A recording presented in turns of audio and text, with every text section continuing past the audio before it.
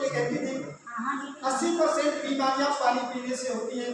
जैसे ये माननीय प्रधानमंत्री जी को इस बारे में अवगत कराया गया, उन्होंने इस चीज का एक निर्णय लिया कि अगर बीमारियां इसी से हो रही हैं तो दवा गोली इंजेक्शन कब तक लोगों को दिए जाएंगे, क्यों ना ही पानी पर ही काम किया जाए। तो उन्होंने ये निर्णय लिया कि पूरे हिंदुस्तान में ग्राम पंचायत स्तर पर एक पेयजल टंकी का निर्माण करना। उसी के तहत हमारा जो राज्य है उत्तर प्रदेश आज वो एक नंबर 1 पर है। उसकी वजह है कि हम सब लोग उस मिशन में लगातार सहयोग कर रहे हैं और सरकार भी जो उत्तर प्रदेश की यूपी सरकार है वो भी इस चीज को लगातार आगे मिशन पर लगातार ध्यान दे रही है। उसी के तहत आपकी ग्राम पंचायत में टंकी का निर्माण हो रहा है। उसी के तहत पानी का रखरखाव से लेकर जिम्मेदारी प्रति व्यक्ति की होगी, जो आपके लिए है, आपके द्वारा है और आपके लिए ही उपयोगी है। तो बात स्वच्छता की है। अगर हमें स्वस्थ रहना है तो ये सीधा कहा जाता है कि हमें स्वच्छ रहना पड़ेगा। अगर हमें स्वस्थ रहना है तो हमें स्वच्छ रहना पड़ेगा। ये खुद पे प्रेशर डाल के देखिए कि अगर हमें स्वस्थ रहना है तो हमें क्या करना होगा, स्वच्छ रहना होगा। हम खुद के अगर घर आंगन को स्वच्छ रखने से हमारा कुछ भी होने वाला नहीं है। जब तक हमारी गांव की गलियां, रास्ते जब तक साफ नहीं होंगे, उन पर वृक्षारोपण नहीं होगा, तब तक ये शुद्धिकरण नहीं हो पाएगा। और सबसे बड़ी बात तो यही है कि जो कूड़ा कचरा है गांव का, वो है तो हमारा ही, कहीं न कहीं हमारा ही कूड़ा कचरा है और नालियों में हम ही डंप कर रहे हैं। आज की डेट में जो भी गंदगी हो रही है इसकी द्वारा हो रही है, हमारी द्वारा हो रही है, तो इसकी जिम्मेदारी कौन लेगा? हम ही आपको ये लेनी पड़ेगी। सबसे बड़ी बात तो यही है कि स्वच्छता मिशन से हम प्रति व्यक्ति को जुड़ना होगा और जुड़ने के साथ साथ में हमें उसका हर कदम पर उसका ध्यान भी रखना होगा।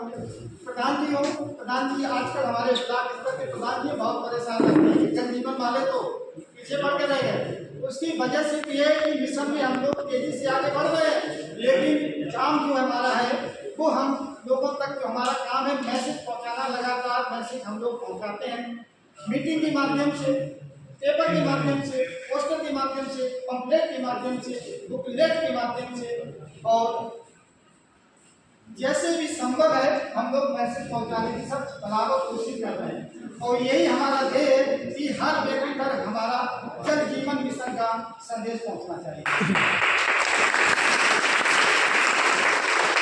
कहा जाता है कि जल ही जीवन है, जल ही जीवन है, तो जल नहीं है तो कल नहीं है। तो जल को आज हमें सुरक्षित रखना पड़ेगा तो कल हम जिंदा रह पाएंगे।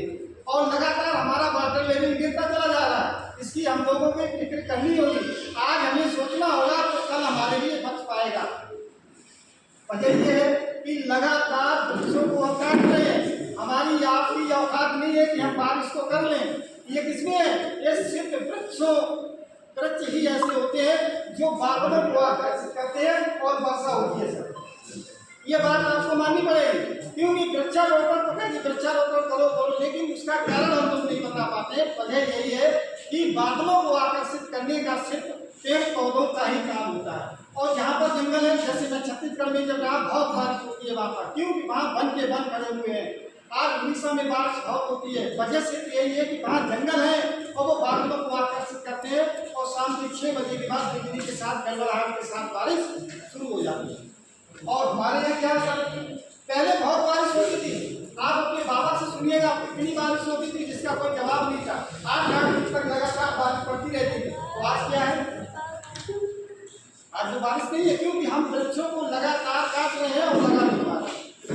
तो आज से हम लोग इस बात का एक निर्णय ले लें कि हमारे बच्चे का जब भी जन्मदिन होता है तो कम से कम हम 5-6 हज़ार रुपये तो नामक खर्च ही कर देते हैं, लेकिन एक 50 रुपये का पौधा लेके, ऐसा कोई व्यक्ति नहीं जिसके खेत नहीं होता है, जिसके पास जमीन नहीं होता है, तो एक वृक्ष जन्मदिन वाले दिन पे जरूर लगवा दीजिए। वो फलदार वृक्ष हो, छाया भी मिलेगी, आपको फल ही मिलेगा और गांव के लोगों के लिए छाया भी मिल जाएगी और फल भी खत्म होते रहेंगे। तो ये हमारा मिशन जब भी हम लोगों के घरों में किसी लड़की की शादी होती है तो वो तो घर से विदा हो ही जाएगी। तो कम से कम विदा होने से पहले एक वृक्ष उसके हाथ से जरूर लगवाए सर। इस कड़ी को हम चैन को बढ़ाए, उसका कुछ न कुछ हम रीजन लेके इस कड़ी को बढ़ाएंगे तो वृक्षारोपण संभव है।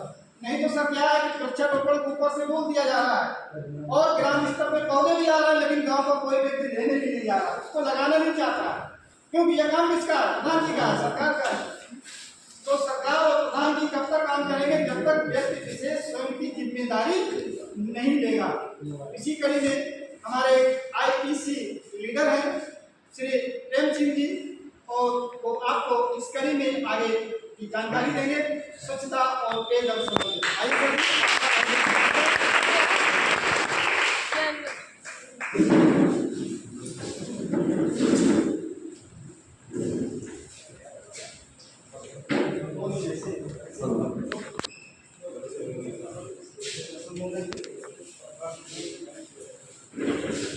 यहाँ पर आज के कार्यक्रम में उपस्थित हमारे जिलों के पदाधिकारी हैं जो हमारी सरकार की योजना पहुँचाते हैं, ठीक है। साथ ही साथ हमारे सामने जो जनप्रतिनिधि बैठे हैं जो जनता को जो सरकार की योजना आती है जनता तक सही स्तर से पहुँचाने का काम करते हैं, और साथ ही साथ जनता के कंधे से कंधा मिलाकर अपने यहाँ पर अपनी ग्राम पंचायत में देते हैं, ठीक है। तो सब्जी में राज्य पेयजल एवं स्वच्छता मिशन, नमामि गंगे एवं ग्रामीण जलापूर्ति विभाग सत्य शासन बच्चों, इसके द्वारा चयनित संस्था स्वजन के माध्यम से आज आपकी ब्लॉक की होली में उपस्थित हुआ हूँ।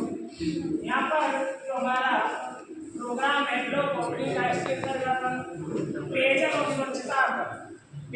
और स्वच्छता पर जागरूक करते हैं, ठीक है। तो हमारी जो संस्था स्वजन है जागरूकता में एक बहुत बड़ा कार्यक्रम चला रही है, जिसमें हम लोग 13 एक्टिविटीज करते हैं। 13 क्रियाकलाप के माध्यम से, साथ ही साथ पोस्टर हो गया, पम्पलेट्स हो गया, नुक्कड़ नाटक, इन सभी के माध्यम से हम क्या करते हैं, लोगों को जागरूक करते हैं। लोगों का जो मानसिक अभिव्यक्ति है उसे बदलने का प्रयास कर रहे हैं। ऐसा क्यों कर रहे हैं?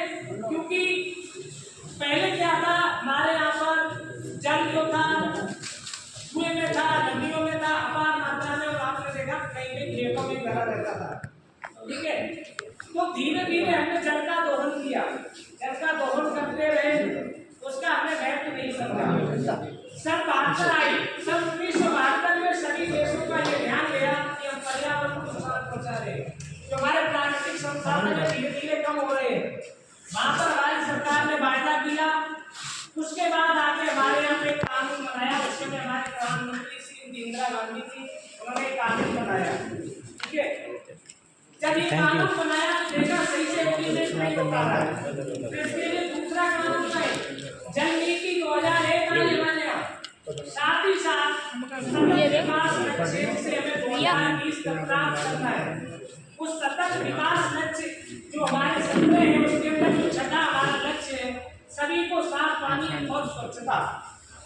जब हम वायदा करके आए यूएनओ में, संयुक्त राष्ट्र संघ में, कि हम अपनी जो जनता है उसके लिए स्वच्छ पानी देंगे, साथ ही साथ स्वच्छता भी देंगे, क्योंकि अधिकतर बीमारियां किससे होती है? गंदगी से, ठीक है। जब गंदगी से बीमारियां होती तो हमारे ही देश का बजट बचेगा, क्योंकि हर दवाई हमारे देश में नहीं बनती है। इसके कुछ जो है केमिकल्स होते हैं जो बाहर से बनाते हैं। अधिकतर हमारा रॉ मटेरियल जो है मेडिकल का, वो कहाँ से आता है? चाइना से आता है, ठीक है। तो चाइना के साथ हमारा भुगतान संतुलन हमेशा ही खराब रहता है। हम वहां से इम्पोर्ट ज्यादा करते हैं, एक्सपोर्ट कम करते हैं। तो सरकार ने सोचा है इस पे काम किया जाए तो हम अपने भुगतान संतुलन को बना सकते हैं, ठीक है। 2030 तक हमें ये लक्ष्य प्राप्त करना है। इसीलिए सरकार ने इस मिशन को शुरू किया है कि गांव के प्रत्येक बच्चे तक धरातल में हमारा संदेश पहुंचना चाहिए कि जल और स्वच्छता हमारे लिए कितनी महत्वपूर्ण है। और इसीलिए जो हमारी संस्था स्वजन है इतना समर्पित है कि जन जन के मस्तिष्क को हमें बदलना है, जल के लिए और स्वच्छता के लिए। तो यहाँ पर सब आप लोग जो आए हैं, इनसे मैं अपील करूंगा और आपसे भी अपील करूंगा, हम लोगों का आप सहयोग करिए। हमारी संस्था इतनी समर्पित होकर काम कर रही है कि हम लोगों के मानसिक अभिव्यक्ति को जरूर बदल सकते हैं। दूसरी चीज ये भी होती है कि हम लोग जाते हैं गांव में, कुछ लोग कहते हैं भाई जल जीवन वाले आते हैं, हम जल जीवन मिशन का संदेश पहुंचाते हैं कि हमें पानी बचाना है। सर, पानी बचाएंगे तभी हम अपने आगे आने वाली पीढ़ी को जीवित रख पाएंगे, क्योंकि लिखा होता है जल है तो कल है, जल है